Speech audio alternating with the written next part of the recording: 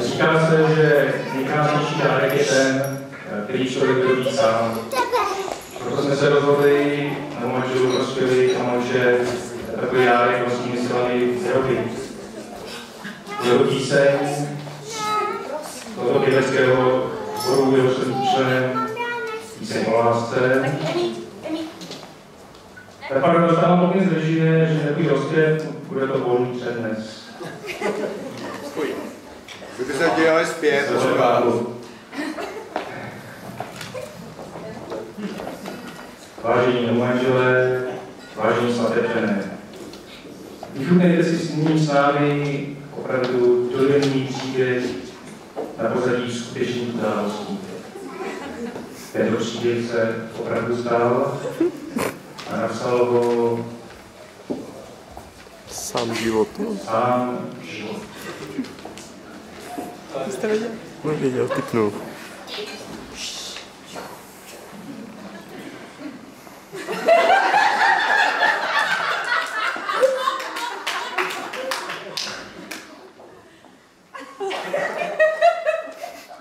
V ulici plné aut, že by se dal krájet a rozpustřed možná ještě dál stojí malá restaurace.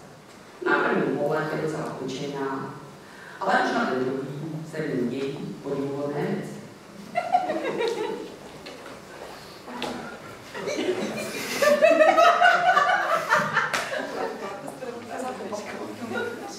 No.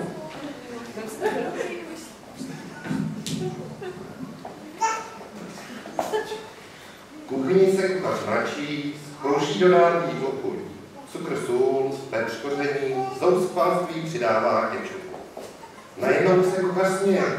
Jásá, do kolence plácá. Místo svíčkové mám rajskou. Ve stejnou dobu, ve stejný čas, teď už ale jinde jsme. O pár kroků dál stojí malá kancelář a v ní naše mony počítá. Tomu přidám, tomu přidám, tomu přidám.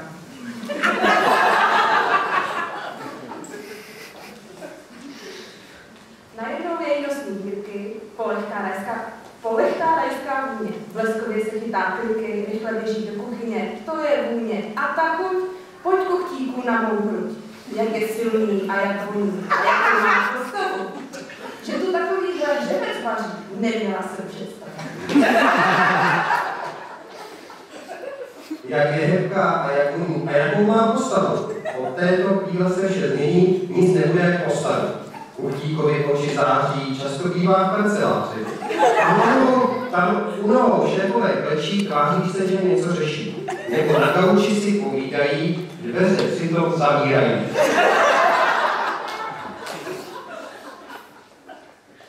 Kuchtí šéfe stále říká, je to rajconí, jak se říká.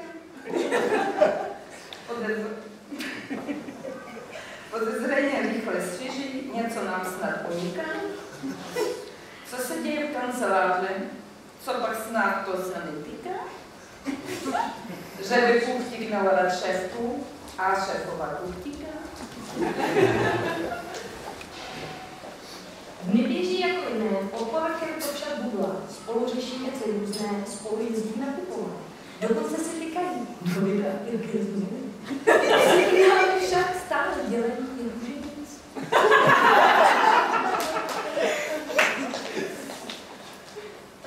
Pak jednoho dne sedí v autě, 3 hodiny si povídají o životě, láskách starých, o radostech, o zklamání. Ten den dneska změnila se plamen, co nesou neuhasí voda jako žízeň. Neuhasí pěna ani písek, neuhasí nic, když dva se zavolí.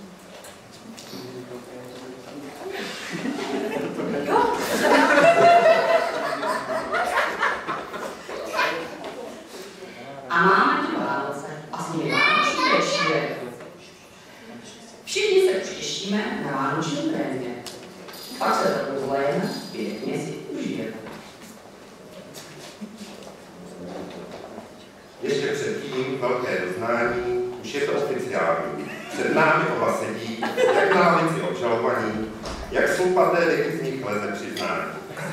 Monča a Rosťa, naši kamarádi, že prý se mají rádi.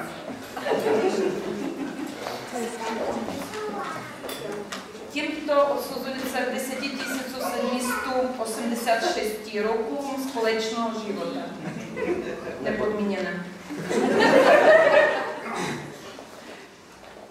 A tak rozťál svůj bránky před obouští, stěhuje se, zabrdle se umončí. Spouží v jedné domácnosti, samo sebou, ve vší počasnosti. Nyní jenom Petr restaurace hostům papem přibývá. Od druhých je všem práce, každý díl přispívá. Monča s Rostou úsměvy nešetří, i když pravda, někdy jsou nepři. To, když Monča Rostě vyradí, jak vařit, to, když Rostě Monče radí, jak hospodařit. Rok se s rokem zvyšel a ještě kousek k tomu a už mají za sebou společnou dovolenou. A protože vztah vydržel i zkoušku tuto, přišel čas tvrdit lásky punktu. Rozčerná své milé povleká, mluvit skoro nemůže. A tak jenom lekotá, vezmeš si mě za mě? To víš, že ano, můj milý, opravdu jsou tu skříň? A nebo to všechno jinak bylo? Dozvíme se dneska pravdu, jak nám bylo slíbeno? Ještě předtím svou dceru Rostě vdává na dnešní den příprava. Z Monči do vlastní tchýně se stává, z Rostitchán se stal. Dnes je tu však svatba vaše, váš příběh vypráví. Ano, je první klišé, ale po takovém všichni to ví. No. A ještě nás že by nějak nevrátilo, jak požádá si o ruku.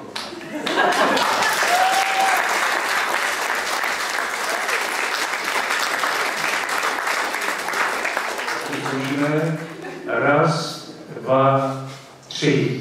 Mončo, řekni, jak to tenkrát bylo, Jak požádal tě o ruku. Děkuju, Mončo, super.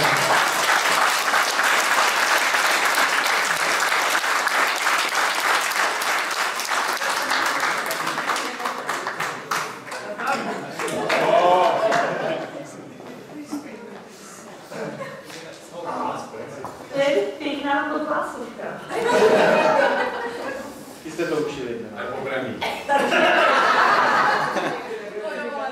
Původní myšlenka byla, že vám poděkuju. Teď asi ne. Bylo to krásné, já samozřejmě nemůžu to zkazit tím, že bych vám neřekla, jak to tenkrát bylo, ale já si nevím, jestli jsme vám vyprávět. Teď ji běžte ven.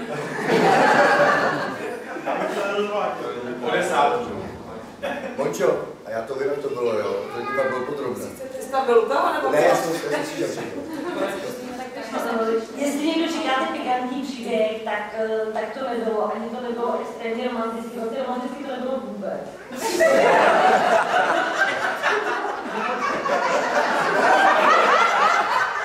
Není manželská hlasy.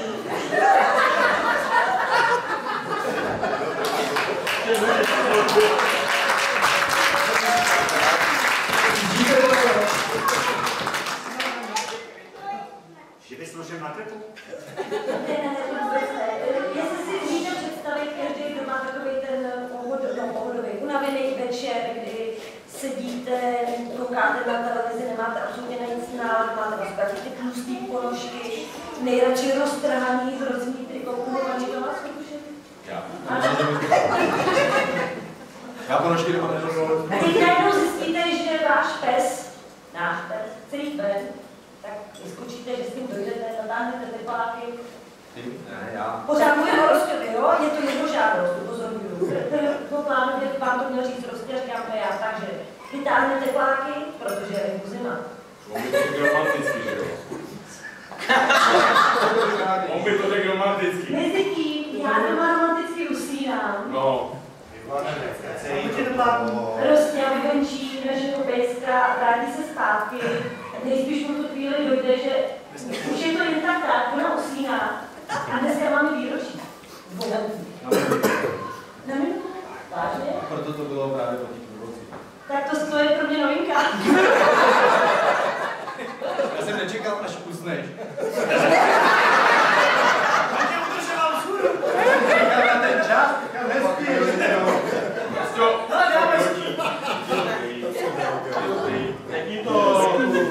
Já jsem dělal tláky, no co?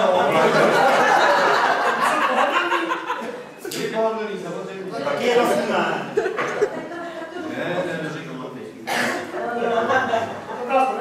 Takže ano, já skoro usínám, prostě odcházím do dveří.